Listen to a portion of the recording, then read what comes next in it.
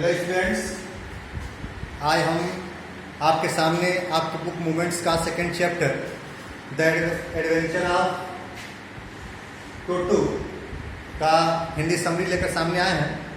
ये कहानी एक बंदर की है जो कहानी के वर्णन करता है। उसके दादा किसी तांगे वाले से एक बंदर खरीद कर लाते हैं और उसके लिए वो 5 रुपये चुकाते हैं। मतलब एक बंदर की कीमत 5 रुपये देकर वह एक तांगे वाले से एक बंदर लेकर आते हैं जिसका नाम वो टोटो रखते हैं। लेखक जो वर्णन करता है कहानी के, उसके दादाजी उसे ले आकर अपने प्राइवेट जू में, अपने प्राइवेट व्यक्तिगत या निजी बोल सकते हैं अस्पताल में उसको ले आकर रख देते हैं। टोटो एक बहुत ही सुंदर बंदर है। उसकी चमकती आंखें हैं, शरारती है वो, उसके सफ़ेद दांत मोतियों के समान चमकते रहते हैं, उसके हाथ सूखे हुए हैं और उसकी उंगलियां काफ़ी फास्ट हैं, तेज हैं, और जो उसकी पूंछ है वो तीसरे हाथ का काम करती है। जो कहानी के वर्णन करता है, उसकी दादी इस बात से बहुत नाखुश है, उस बात का बतंगड़ बना देती हैं जब देखती हैं कि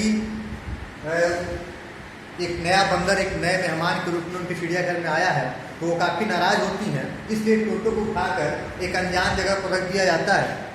ये एक छोटी सी अलमारी है जो कहानी का वर्णन करता है। उसके कमरे में वो दरवाज़ा खुलता है। टोटो को एक खूंटी से बांध दिया जाता है। उससे कुछ समय के पश्चात टोटो की शरारतें दिखाई देती हैं। वह उस कमरे के हुलिये को, जो कमरे की जो स्थिति है, उसको पूरी तरह से बदल देता है। जितने सजावट के कागज़ लगे हुए थे, डिजाइन बने होते हैं, उन सभी सजावट के कागज़ों को या डिजाइन को उखाड़कर फेंक देता है। उसमें लगी खूंटी को भी वो उखाड़ देता है। जो वर्णन करता है उसके स्कूल के ब्लेजर को भी वो फाड़ देता है, जिससे अगर किसी को सुकून मिलता है तो वह है उसके दादाजी को उसकी शरारतें बहुत अच्छी लगती हैं। लेकिन उसकी शरारतों को देखकर दादी की नाराज़गी के बाद उस बंदर को उठाकर, टोटो को उठाकर नौकरों के कमरे में रख दिया जाता है। वह वहाँ पर अन्य सभी जानवरों के साथ, जैसे कि कछुआ, खरगोश, एक पालतू बकरी, उन सब के साथ रहने चला जाता है। लेकिन वह किसी को शांति से सोने नहीं देता। दादाजी को देहरादून जाना है और उन्हें वहाँ से निकलकर सहारनपुर जाना है पेंशन के लिए। टोटो दादाजी के साथ छिप कर यात्रा करने की बारे में सोचता है।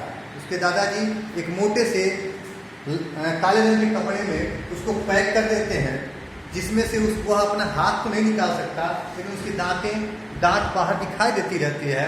वह चाहता है कि दांत से उसके थैले को काट दे, लेकिन वो इतना मजबूत होता है कि वो काट नहीं पाता।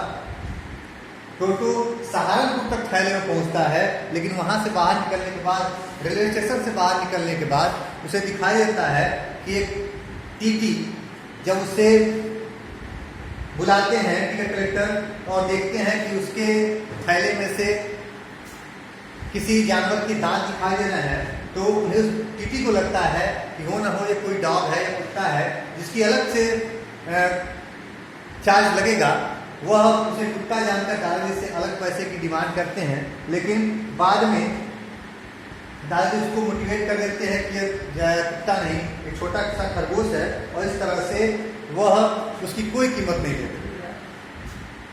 अंत में टोटो घर चला जाता है। वहाँ पर उसे स्वीकार किया जाता है, लेकिन उसकी शरारतें खत्म नहीं होती। दादाजी उसको एक छोटे से एक गर्म पानी के टब में उसे नहाने के लिए देते हैं, लेकिन जिसमें वह जाता है और तब तक उछलता कूदता रहता है जब तक कि पानी ठंडा नहीं हो जाता। लेकिन एक दिन एक केतली में गर्म पानी खौलता रहता है। वह लगभग जल गया होता यदि उसकी दादी ने उसे बचाया नहीं होता। टोटो की इस तरह से करके के बहुत सारी शरारतें हैं जिससे लोग परेशान रहते हैं। एक दिन वह वर्णन करता कि चाची कपड़े फाड़ देता है, चावल जो मेज पर उसको खाने के लिए चावल दिया तो उसको फेंक देता है, दादी की तरफ प्लेट उठाकर फेंक देता है, फिर एक कटहल के वृक्ष पर जाकर चढ़ जाता है। वहाँ से दादी उसके ऊपर चिल्लाती हैं।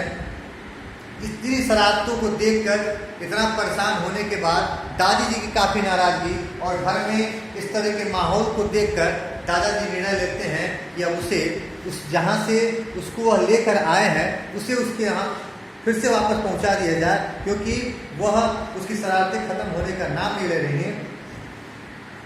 इस तरह से वह उसी ताना चलाने वाले को फिर से 3 रुपए में उस बंदर को वापस कर देते हैं। अर्थात जिस बंदर को वो 5 रुपए में लेकर आते हैं अपने घर पर, लेकिन उसकी शरारतों से परेशान होकर, उसकी बदतमीजियों से परेशान होकर वह उसी ताने वाले को फिर से 3 रुपए में उस बंदर को वापस कर देते हैं। यही एक छोटी सी समरी है, छोटा सा सारांश है द एडवेंचर ऑफ टोटो।